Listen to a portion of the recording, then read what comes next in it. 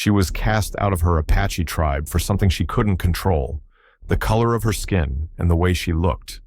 The new chief, Koala, saw her not as one of their own, but as a threat to tradition, and his judgment cost her everything. But fate had other plans. A quiet cowboy named Lee crossed her path, and with him, Ivy began to rebuild her life from the dust up. But just wait until you see how she faced her past, and why, in the end, justice didn't just return. It stood tall. The desert had never been kind, but for Ivy, it was home, the only one she had ever known. Born under a red moon in the high mesas of northern Arizona, her birth should have been a blessing to the Apache tribe she belonged to by blood. But to the elders, her light skin, ashen gray eyes, and pale hair were an omen, a mark of something they never understood and never tried to. As a child, Ivy would sit on the edge of the village while the other children played. They didn't tease her, they just avoided her, like she wasn't really there. The whispers started early. She doesn't belong. The spirits must be angry. That hair, that face, she's cursed. But Ivy never lashed out. She tried to help where she could, bringing water to the old women, mending nets, grinding corn. She listened more than she spoke. If anyone bothered to look past her face, they would have seen the kindest eyes in the valley. Only one person truly saw her grandmother, Tala. A respected healer, Tala stood by Ivy like an ancient tree, shielding her from wind and fire. "Your spirit is strong," Tala told her once, brushing her hair with a carved wooden comb. "The land gave you your face for a reason. Never be ashamed of it." But then the fever came, and when the village fires burned for Tala's passing, Ivy stood alone among the smoke, not a single hand reaching for her. That night, the council met without her, and by morning, the decision was made. They didn't call it banishment, but it was. The words were simple, but final. "You are no longer welcome among us. You will walk west and not return." The new chief, Koala, a hard man raised in war, wouldn't meet her eyes, nor did the other elders. To them, this was keeping the tribe pure, preserving their way. To Ivy, it was exile, without ceremony, without honor, without even a farewell. No one offered her food, no one gave her a blanket, not even a horse, just a hand gesture toward the horizon. Ivy didn't cry. She stood tall in the morning sun, dust swirling around her bare feet, and gave one final look to the village that had raised her, watched her, judged her, and now erased her. And then she turned and walked, step by step, into a desert that had no map and no mercy. What had she done wrong? Nothing.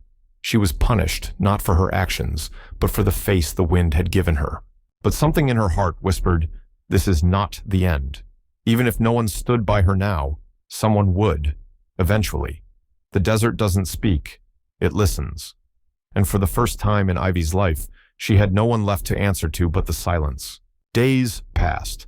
She walked until her feet blistered, until the sun painted her skin in new shades of pain. Every breath was dry, every mile a test. She drank from creeks when she could find them, chewed bitter plants when hunger clawed at her stomach. Her eyes, once full of wonder, narrowed into the sharp gaze of someone learning how to survive. Not live, just survive. The first town she reached was Mescal Springs, a worn-out settlement halfway between nowhere and forgotten. People stared when she arrived, not because she was dirty or tired, though she was both, but because she didn't look like she belonged. Not to them, not to anyone. She knocked on the door of the town's one-room schoolhouse, hoping to find work sweeping or chopping wood.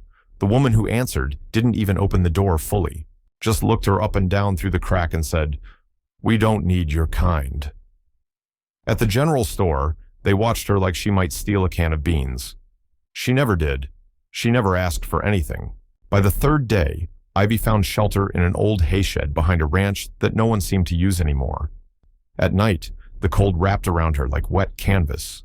She stared at the stars, wondering how something so endless could feel so suffocating. She was too different for the tribe, too wild for the town, trapped between worlds, wanted by neither. Then came the sound of hooves. It was dusk, and Ivy was collecting sticks for a fire when she saw the horse. Tall, chestnut-colored, with a limp in its back leg. The animal came trotting slowly up to the shed, like it remembered it from before. A few minutes later, a man appeared. He was young, maybe 25, with a dust-covered coat and a calm, steady presence. He looked at her, then at the horse, then back at her. He didn't reach for a weapon. He didn't flinch. He just asked, quietly, "You been sleeping here?" She nodded. "You feeding her?" He gestured at the horse. She paused, then nodded again. "Huh, she don't let strangers touch her." A pause. "What's your name?" "Ivy." He tilted his head, surprised, not by the name, but by the fact she answered at all. "I'm Lee," he said. "Lee Hargraves." He didn't ask what she was doing there. He didn't ask why she looked the way she did. He just knelt beside the horse and checked her leg, talking to the animal like it was family. Then he stood and looked at Ivy again. "You eaten today?" She didn't answer. So he pulled a satchel from his saddle and tossed her a wrapped biscuit and a dried apple. "Don't owe me anything," he added. "I just don't like wasting good food." And just like that, the silence broke, not with grand speeches, not with trust, just a single act of kindness. One small moment Ivy would remember long after the rest had faded into dust. She didn't know it then, but this meeting would change the direction of everything, not because he saved her, but because for the first time, someone saw her and didn't turn away. Not tribe, not settler, just a person. Days turned into weeks. Ivy and Lee kept working side by side, moving quietly through ranchland, odd jobs, quiet towns. She learned to ride, to read the land, to navigate without fear. Lee didn't try to fix her. He just stood beside her.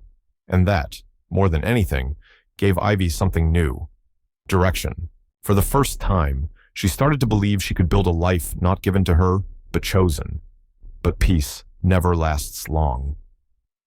At a spring market in Copper Ridge, Ivy walked through the crowd, unafraid, visible. Then came a voice behind her. "The ghost girl walks proud now?" Koala, the man who had banished her. His eyes were cold, but Ivy didn't flinch. Lee stepped in, calm, ready. But Ivy didn't need defending. "You cast me out," she said. "Now, you think you can still decide who I am?" Silence spread through the market. "I didn't turn my back on who I am," she added. "I turned my back on fear." She turned and walked away. This time, she didn't look back. After the confrontation in Copper Ridge, no one questioned who Ivy was anymore. Her name was no longer whispered. It was spoken. She and Lee didn't build a kingdom. They built a place. A camp nestled in the hills, far enough to be free, close enough to be found. Slowly, people came. The overlooked, the cast out. The ones too mixed, too strange, too forgotten for the towns or the tribes. Ivy didn't ask where they came from, only what they needed. She taught them how to read the land, how to ride, how to grow what would take root even in hard soil. Lee repaired saddles, taught them to aim straight, speak honest. Together, they created something better than belonging, purpose. Years passed, and then, one day, a small group of riders appeared below the ridge. Young men, wrapped in woven cloth and tradition, but with different eyes, searching, not judging. They came from her tribe, but not the tribe that had cast her out. That one no longer existed, its leaders gone, its rules questioned. "We heard about what you built," said the oldest of them, "about what you remember. We were told you could teach us what we've lost." Ivy listened, quiet, thoughtful. Lee stood beside her, as he always had. "Do you want to come home?" the young man asked. Ivy looked around, at the land, the horses, the garden, the fire circle where children now laughed freely. "I already am home," she said. That night, she sat beneath the stars, the same stars she'd once followed into the unknown. The old mare rested nearby. Lee patched a worn piece of leather in silence. The fire crackled softly, and Ivy, the girl once named an outsider, watched it all with a calm heart. She didn't need to prove anything anymore. And if someone ever asked who she was, they wouldn't speak of her banishment. They'd say, She was the one who made a place for those with no place, who turned exile into leadership, who taught strength without cruelty and belonging without judgment. Her story didn't end with being cast out. It began the day she stopped asking for permission to exist.